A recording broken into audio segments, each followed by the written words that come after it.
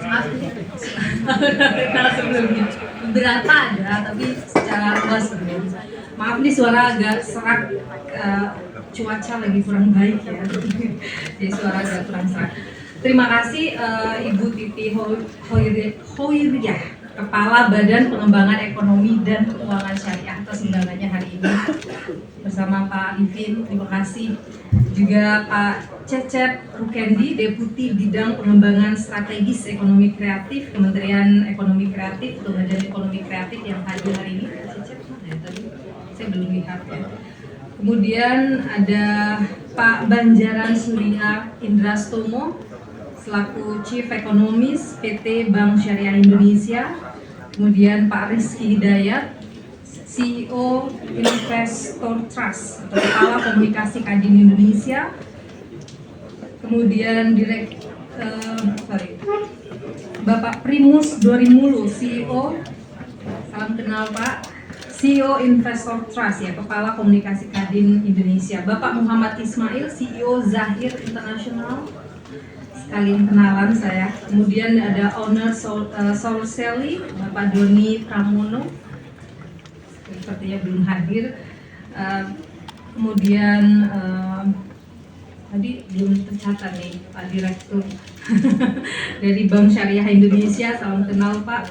Tadi sudah ngobrol, nanti mendukung ekosistem di pariwisata Pak ya, untuk Muslim friendly tourism. Kemudian saya di sini bersama Ibu Kiki, ada Ibu Yung juga. Ibu Kiki adalah Deputi Bidang Industri dan Investasi Kementerian Pariwisata, dan Ibu Yung atau Ibu Masrur ini adalah staf ahli bidang transformasi digital dan inovasi pariwisata. Bapak Ibu hadirin yang saya hormati, ini satu kesempatan yang baik sekali. Tadi saya sampaikan ke Bu Titi, terima kasih Bu Titi atas undangannya, karena ini menjadi ruang sosialisasi, ruang pengenalan, ruang bagi kami untuk bagaimana memperkenalkan konsep Muslim friendly tourism. Saya tahu bahwa kalau kita bicara halal tourism ini agak sensitif sering sekali. Tapi kalau kita memahami konsep, tentu ini akan menjadi hal yang baik sekali. Melihat, tentu nanti akan ada data-data yang saya paparkan terkait bagaimana sih potensi pasar atau market dari Muslim traveler di seluruh dunia, utamanya kita sebagai negara yang besar, penduduk muslimnya ke 86% lebih, ini punya potensi yang seperti Bu Titi tadi sampaikan. Seharusnya kita tidak menjadi target pasar, harusnya kita ini yang menjadi center of tourism industry, Muslim tourism industry seharusnya. Tapi jangan sampai kita yang ditarget, negara-negara lain in halal, produk, dan lain sebagainya karena mau jualan ke Indonesia. Jangan sampai seperti itu. Kita harusnya produksi untuk menarget pasar yang ada di luar Indonesia. Kalaupun kita menarget pasar kita, itu harusnya adalah bagaimana memperkuat pasar di dalam negeri atau ekonomi dalam negeri kita. Baik, Bapak Ibu hadirin yang saya hormati, saya dan Bu Menteri waktu awal baru masuk ke Kementerian Pariwisata itu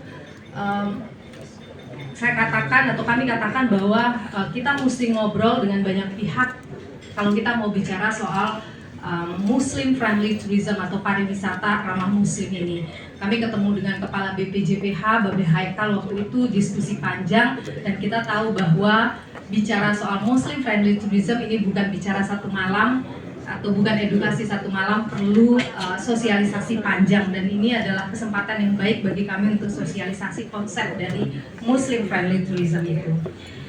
Kami kemudian menyebutnya sebagai pariwisata inklusif. Indonesia sangat majemuk sekali, maka kita sebut bahwa pariwisata Indonesia itu adalah pariwisata yang inklusif. Artinya kami menerima semua, dari negara manapun, agama apapun, budaya apapun, kita terima semua. Seperti halnya kita di dalam negeri ini guyup, mau agamanya apa, mau bahasanya apa, mau sukunya apa, rasnya apa, kita semuanya guyup, kita semuanya adung. Begitu juga kita ketika menerima wisatawan dari luar. Bali dengan potensi ataupun Bali itu dengan mayoritas Hindu, tetapi kalau Bapak Ibu cari masjid, rasanya setiap berapa meter, setiap berapa kilometer pasti ada masjid. Di setiap hotel yang ada di Bali pasti disediakan musola, pasti ada tempat untuk Bapak Ibu sholat dan lain sebagainya. Itu menunjukkan betapa terbukanya kita. Itulah yang kemudian kita sebut bahwa pariwisata Indonesia adalah pariwisata yang inklusif. Ini bukan hanya kebijakan Kementerian Pariwisata, tetapi ini adalah arah dari kebijakan nasional. Bapak Ibu, maka dalam konteks ini layanan ramah muslim kemudian menjadi bagian dari penguatan daya saing pariwisata dan juga pengembangan ekonomi nasional. Nah, Kementerian Pariwisata memandang pariwisata itu tidak semata-mata dari sisi jumlah kunjungan atau semata-mata dari capaian devisa saja.